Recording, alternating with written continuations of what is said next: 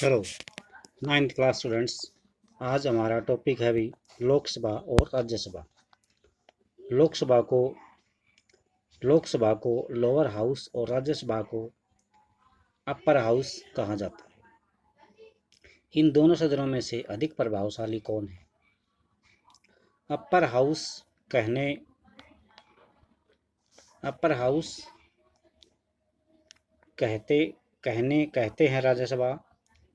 Upper house कहने क्या लिख रखा है? अपर हाउस कहने से राज्यसभा लोकसभा से अधिक शक्तिशाली या प्रभावशाली नहीं बन जाती। यानी अपर हाउस नाम जरूर है राज्यसभा का, लेकिन ऐसा कहने से वो लोकसभा से ज़्यादा प्रभावशाली नहीं बन सकती। यह महज बोलचाल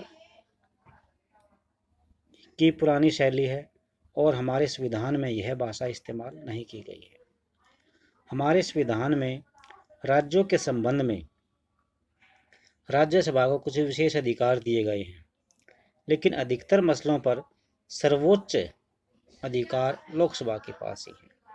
आइए जानते हैं कैसे। यानी क्या बताया गया है, राज्यों के संबंध में राज्यसभा को कुछ विशेष अधिकार दिए गए हैं, लेकिन अधिकतर मसलों पर सबसे ज़्यादा अधिकार या सर्वोच्च अधिकार लोकसभा के पास ही हैं। इसका समझते हैं इसको कैसे है। ये देखिए भी लोकसभा के इसके हम प्रश्न बना सकते हैं। लोकसभा के अधिकारों का वर्णन कीजिए, या लोकसभा राज्यसभा से अधिक प्रभावशाली है कैसे। नंबर 1, पैसों के मामले में लोकसभा अधिक अधिकारों का उपयोग करती है। यदि सरकार का बजट या पैसे से संबंधित कोई भी कानून लोकसभा में पारित हो जाए तो राज्यसभा उसे रद्द नहीं कर सकती। राज्यसभा उसे पारित करने में केवल 14 दिन की देरी कर सकती है या उसमें संशोधन के सुझाव दे सकती है। यह लोकसभा का अधिकार है कि वह उन सुझावों को माने या नहीं माने। यानी यहाँ पर यह कहा गया है कि अगर कोई पैसे से संबंधित मामला लोकसभा में पेश किया जाता है और लोकसभा उस मामले को पास कर देती है तो राज्यसभा उसे कैंसिल नहीं कर सकती, रद्द नहीं कर सकती। राज्यसभा केवल उसे 14 दिन के लिए लेट कर सकती है, या उसमें ये कह सकती है कि आप इसमें ये बात जोड़ो, ये घटाओ, ये संशोधन करो। तो लोकसभा को फिर ये अधिकार दिया गया है कि वह राज्यसभा की जो बातें माने या न माने, दोनों मान भी सकती और नहीं मान सकती। तो इस कारण से लोकसभा ज़्यादा प्रभावशाली है। दूसरा पॉइंट, मंत्रिपरिषद को लोकसभा ही नियंत्रित करती है। जिस व्यक्ति को लोकसभा में बहुमत प्राप्त हो, केवल वही व्यक्ति प्रधानमंत्री बन सकता है। अगर आधे से अधिक लोकसभा सदस्य यह कह दें कि उन्हें मंत्रिपरिषद पर विश्वास नहीं है तो प्रधानमंत्री समेत सभी मंत्रियों को पद छोड़ना होगा। राज्यसभा को यह अधिकार है ही नहीं।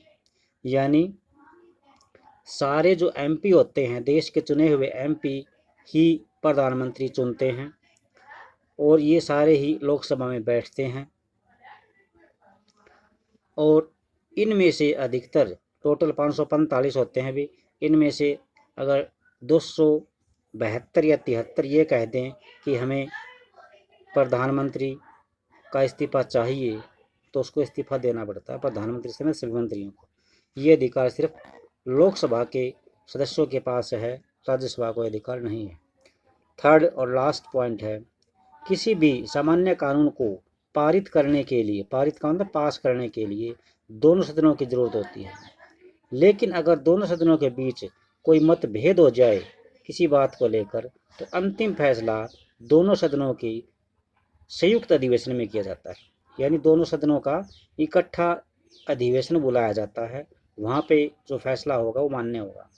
इसमें दोनों सदनों के सदस्य एक साथ बैठते हैं। सदस्यों की अधिक संख्या होने के कारण इस तरह की बैठक में लोकसभा के विचार को प्राथमिकता मिलने की संभावना बनी रहती है, क्योंकि सदस्यों की अधिक संख्या किसकी है भी? लोकसभा के 545 हैं और इसके राज्यसभा के 250 हैं। तो लोकसभा के ज़्यादा सदस्य होते हैं, इसलिए इन्हीं की बात मानी जाएगी। तो ये तीनों अधिकार हैं। लोकसभा के अधिकारों का वर्णन कीजिए, आप इनको जरूर नोट कर लीजिए अपनी कॉपी में। नेक्स्ट है भी राजनैतिक कार्यपालिका। अब कार्यपालिका आगे भी, जिस सरकारी आदेश से हमने इस अध्याय का शुरुआत की थी वह आपको याद होगा। हमने उसमें पाया था कि जिस अधिकारी ने इस आदेश पर हस्ताक्षर किए थे उसने यह फैसला नहीं किया था, वह किसी और के द्वारा किए गए नीतिगत फैसले लागू कर रहा था, अर्थात किसी मंत्री के कहने से वो लागू कर रहा था। और मंत्री को किसका ऑर्डर था? प्रधानमंत्री का। और प्रधानमंत्री कौन था? वीपी सिंह। वीपी सिंह ने जनता दल चुनाव पार्टी के अध्यक्ष थे वो, और जनता दल के लोकसभा का नेता चुना गया था उनको। और उन्होंने चुनाव होने से पहले ये वायदा कर रखा था कि अगर हमारी सरकार बन गई तो हम इस फैसले को लागू कर देंगे। तो इस फैसले को करने में हमने प्रधानमंत्री की भूमिका को भी देखा था। हम यह भी जानते हैं कि वे फैसला नहीं कर सकते थे जब तक लोकसभा का समर्थन प्राप्त नहीं होता। इसका मतलब है कि वे केवल संसद की मर्जी को ही लागू कर रहे थे। इसी तरह किसी भी सरकार के विभिन्न सत्रों पर हमें ऐसे अधिकारी मिलते हैं जो रोज फैसले करते हैं, लेकिन यह नहीं कहा जा सकता कि वे जनता के द्वारा दिए गए सबसे बड़े अधिकारी के रूप में इसका इस्तेमाल कर रहे हैं। ठीक है भी, यानी ऐसा नहीं कहा जा सकता कि वे जनता द्वारा दिए गए सबसे बड़े अधिकारों का इस रूप में इस्तेमाल कर रहे हैं, यानी जनता ने उनको चुन के भेजा है। वे ये नहीं कहते। इन अधिकारियों को सामूहिक रूप से कार्यपालिका के रूप में जाना जाता है। इन सारे अधिकारियों को, जो ऑफिसर होते हैं, इनको हम कार्यपालिका के रूप में जानते हैं।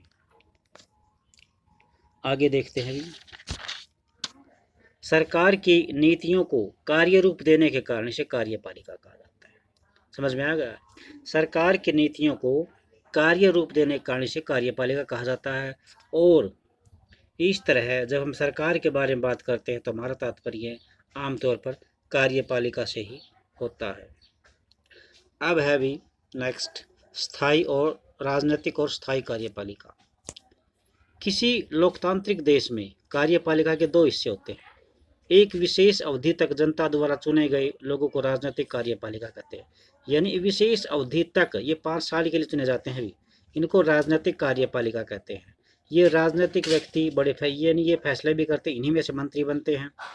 जिन लोगों को लंबे समय के लिए नियुक्त किया जाता है उन्हें प्रशासनिक सेवक या स्थायी कार्यपालिका कहते हैं।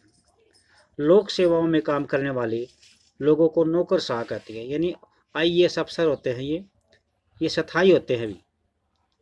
प्रशासनिक एडमिनिस्ट्रेटर होते हैं ये लोक सेवाओं में काम करने वाले सेवकों को, ये नौकरी होती है इनकी, ये नौकरशाह होते हैं, ये लाइफ टाइम होती है इनकी नौकरी, जब रिटायरमेंट की उम्र नहीं आती तब तक। वे सत्ताधारी पार्टी के बदलने के बावजूद भी अपने पदों पर बने रहते हैं, यानी सरकार बदलती रहती है लेकिन वे नहीं बदलते। ये अधिकारी राजनीतिक कार्यपालिका के तहत काम करते हैं और रोजमर्रा के प्रशासन में उनकी सहायता करते हैं। क्या आप कार्यालय ज्ञापन के मामले में राजनीतिक और गैर राजनीतिक कार्यपालिका की भूमिका बना सकते हैं? आगे देखिए, राजनीतिक कार्यपालिका को गैर राजनीतिक कार्यपालिका से अधिक अधिकार क्यों प्राप्त है? यानी जो मंत्री और MLA होते हैं उनको बोलते हैं भी राजनीतिक कार्यपालिका। ये सिर्फ 5 साल के लिए होते हैं, फिर बाद में फिर इलेक्शन होते हैं। तो इसको क्यों अधिकार ज़्यादा प्राप्त हैं? आप यह बात पूछ सकते हैं कि नौकरशाह से मंत्री क्यों अधिक प्रभावशाली होती है, यानी किसी भी IAS अफसर से मंत्री क्यों ज़्यादा महत्व होता है, मंत्री का महत्व क्यों है? आमतौर पर नौकरशाह ज़्यादा पढ़ा लिखा होता है, उसे विषय की जानकारी भी होती है और वे इस बात में उनको योग्यता भी हासिल होती है, महारत हासिल होती है। वित्त मंत्रालय में काम करने वाले सलाहकारों को अर्थशास्त्र की जानकारी वित्त मंत्री से ज़्यादा हो सकती है। कभी कभी मंत्रियों को अपने मंत्रालय के अधीन मामलों की तकनीकी जानकारी बहुत ज़्यादा हो सकती है। रक्षा, उद्योग, स्वास्थ्य, विज्ञान, प्रौद्योगिकी, खान आदि मंत्रालयों में ऐसा होना आम बात है। फिर इन मामलों में अंतिम निर्णय करने का अधिकार मंत्रियों को ही क्यों? ऐसा इस कारण होता है कि ये आंसर है भी क्या, प्रश्न क्या है? राजनीतिक कार्यपालिका को गैर राजनीतिक कार्यपालिका से अधिक अधिकार क्यों प्राप्त है या क्यों इसे पावरफुल माना गया है? तो इसका आंसर एक पैरे में मिलता है भी। किसी भी लोकतंत्र में लोगों की इच्छा को अधिक महत्व दिया जाता है। मंत्री को जानना और उसकी ओर से उसकी इच्छाओं को लागू करने का अधिकार होता है। मंत्री को जानना और उसकी ओर उनकी यानी मंत्री को जानना और उनकी इच्छाओं को, किन की इच्छाओं को, जनता की इच्छाओं को लागू करने का अधिकार होता है, क्योंकि जनता ही उसे चुनती है। वह लोगों के प्रति अपने किए गए फैसलों के परिणाम के प्रति उत्तरदायित्व होता है। यानी जनता उससे पूछेगी जब वो दोबारा वोट मांगने जाएगा कि आपने हमारा ये काम XYZ काम था वो क्यों नहीं किया। इसी कारण सारे फैसले मंत्री ही लेता है। मंत्री ही उस ढांचे और उद्देश्यों को तय करता है जिसमें नीतिगत फैसले लिए जाते हैं। किसी मंत्री से अपने मंत्रालय के मामलों का विशेषज्ञ होने की कतई उम्मीद नहीं की जाती। यानी कोई भी मंत्री जिस डिपार्टमेंट, ये जरूर नहीं है कि शिक्षा मंत्री है कोई और शिक्षा मंत्री पढ़ा लिखा हो, ये कोई जरूर नहीं है। उसके IAS अफसर वे उसको सलाह देते हैं, तो ये उम्मीद हम नहीं कर सकते कि वो विशेषज्ञ एक्सपर्ट होगा उस चीज़ का। सभी तकनीकी मामलों पर मंत्री विशेषज्ञों की सलाह देता है, लेकिन विशेषज्ञ अक्सर अलग अलग राय रखते हैं फिर एक से अधिक विकल्प मंत्री के सामने पेश करते हैं। मंत्री अपने उद्देश्यों के मुताबिक ही निर्णय लेता है। ऐसा वास्तव में हर बड़े संगठन में होता है। विशेषज्ञ नहीं वरन ये सबसे महत्वपूर्ण व्यक्ति होते हैं जो फैसला करते हैं, जो पूरे मामले को अच्छी तरह समझते हैं, क्योंकि व्यापक नज़रिया रखने वाले व्यक्ति ही मंजिल के बारे में फैसला तय करता है। विशेषज्ञ केवल रास्ता दिखा सकते हैं। लोकसभा में निर्वाचित मंत्री ही इस व्यापक नज़रिए वाले व्यक्ति की भूमिका निभाते हैं। तो आज तक के लिए इतना ही। भी कल नेक्स्ट इसका पार्ट होगा प्रधानमंत्री और मंत्रिपरिषद। थैंक्स।